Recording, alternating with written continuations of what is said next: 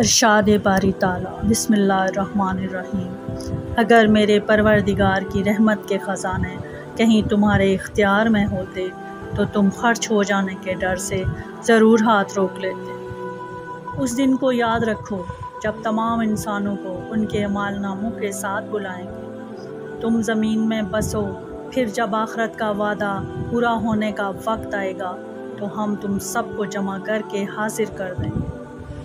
اور ہم نے اس قرآن کو حق ہی کے ساتھ نازل کیا ہے اور حق ہی کے ساتھ اتارا ہے، کوئی نہیں جو اس کی باتوں کو بدل سکے۔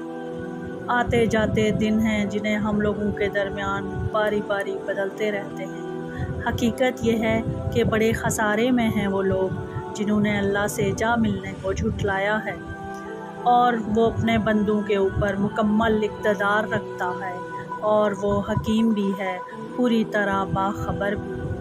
جہنم کی آگ گرمی میں کہیں زیادہ سخت ہے۔